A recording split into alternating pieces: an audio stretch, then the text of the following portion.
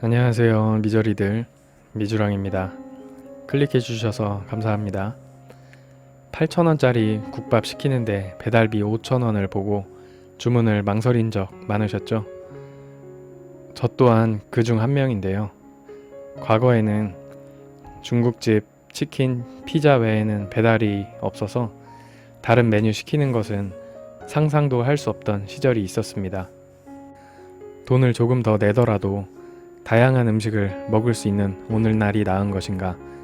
아무리 편해도 음식값의 절반을 배달비로 내는 것은 지나친 것인가에 대한 의견은 모두 갈리고 있습니다. 말씀드리기에 앞서 우선 용어의 정의부터 짚고 넘어가겠습니다. 이 영상에서는 주문하는 분은 소비자로, 음식점 사장님은 점주로, 배달하는 분은 라이더로, 배달의 민족, 쿠팡이츠, 요기요 등은 플랫폼으로 표현하겠습니다. 배달비는 배달료와 배달 팁을 말하는데요. 통상적으로 배달료는 점주가 라이더에게 제공하는 수수료이고 배달 팁은 소비자가 라이더에게 제공하는 수수료입니다. 배달 음식 거래액은 몇 년 만에 10배가 넘었습니다. 여러 플랫폼들의 매출액은 20년도 대비하여 50%에서 많게는 100%까지 뛰었습니다. 배달업계에서는 45만 명 정도의 라이더가 종사 중인 것으로 추산하고 있지만 수요가 몰리는 식사시간대 주문량 대비 배달 가능한 라이더의 수는 부족한 실정입니다.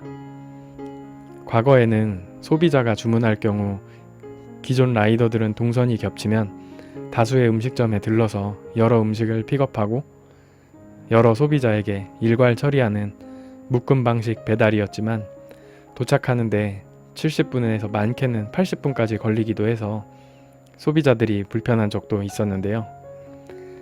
이를 겨냥해서 쿠팡이츠에서부터 시작된 한 건에 한 번만 배달, 즉 단건 배달이 대세가 되면서 소비자에게 음식이 도달하는 시간은 단축시켰지만 같은 시간 동안 한 명의 라이더가 한 건만 처리하게 되어 수익이 감소하면서 그 부족한 수익이 곧 배달비 인상으로 이어지기도 했습니다.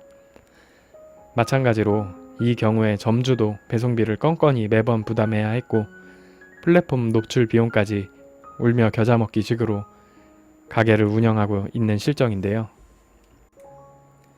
일각에서는 지금보다 훨씬 더 강한 규제가 필요하다라며 한 끼 식사까지 공동구매하기 시작하고 있고 정부도 배달앱 수수료 공시제 카드를 꺼내들고 있으며 민노총은 배달 횟수 시간당 3건 제한해야 한다 라고도 합니다. 무엇보다 배달비가 올라가는 것은 배달기사 공급 부족에서 기인한다는 점에서 사실 이런 방안들은 근본적인 해결책이 되지 못합니다. 배달 시장에 정부가 개입할 경우 이것은 음식값 자체가 인상되는 것으로 고스란히 소비자에게 전가되기도 하는데요.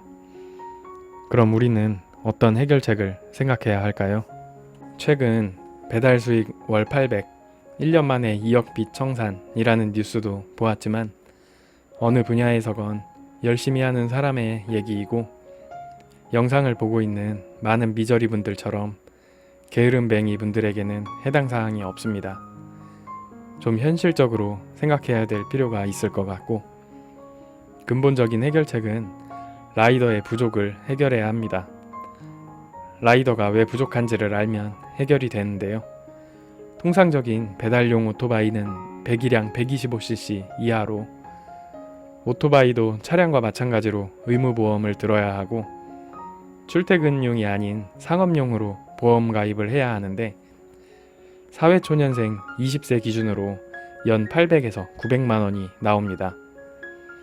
여기에 스쿠터값 400만원에 배달통 붙이는 등의 특장 작업을 포함하여 기름값, 취등록세 모두 라이더 부담이기에 추가로 150만원 정도를 잡으면 라이더로 진입할 때 초기 비용이 많게는 약 1,500만원 정도 필요합니다. 초기 투자 비용이 부담되면 하루씩 납부할 수도 있는데 하루에 렌트비 28,000원에 기름값 1만원, 식대 2끼 15,000원 하면 낮게 잡아도 하루에 5만 원씩은 고정 비용으로 지출됩니다. 이륜차 보험료와 각종 취등록세가 초기금의 많은 부분을 차지하는데, 이 문제가 개선이 된다면 라이더로서 참여하는 진입 장벽이 낮아져서 지금 겪는 공급 부족 현상을 빠르게 해소하면서 우리 시장이 보다 합리적인 시장이 될 수 있습니다. 정부가 시장에 개입하려면 배달비를 낮춘다거나 건수를 제한한다거나 하는 이런 직접적 개입보다는 각종 보험료와 세금을 낮추는 방향으로 간접적 개입으로 해결하는 것이 훨씬 효과적일 수 있는데요. 또 이로 인한 긍정적인 효과는 배달의 영역뿐만 아니라 이륜차 활성화로 인한 도심의 교통체증 해결과 주차난 해소까지 노릴 수 있을 것으로 예상됩니다. 교통체증과 주차난으로 인한 도로에 벌이는 시간 피해는 이루 말할 수 없을 정도인데, 완벽하게는 아니지만 이 경제적 파급력으로 상당 부분 해소될 수 있습니다. 보수 중의 극보수, 유교 국가의 탑 대한민국에서 이륜차 활성화의 인식 개선을 기대하기 어렵지만, 실용주의적 관점으로 실리적인, 보다 합리적인 방안이 나올 수 있도록 모두의 관심이 필요한 시점입니다. 물론 그보다 이륜 바이크로 폭주를 뛰거나 기본적인 헬멧도 쓰지 않고 위험하게 타는 분들이 신사적으로 바이크를 타는 것에서부터 모두의 인식이 바뀌는 출발이라는 거, 라이더분들도 잊지 말아야겠고요.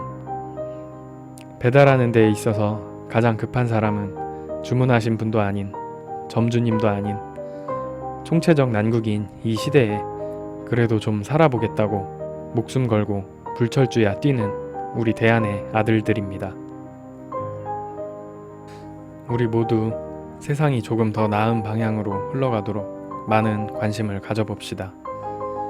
이 엿같은 코로나 시국에 오늘도 걱정하며 가게 문을 여는 사장님들, 이 추운 날 칼날 같은 바람을 가르는 많은 라이더분들 모두 조금만 더 힘내주시길 바라며 영상 마무리하겠습니다.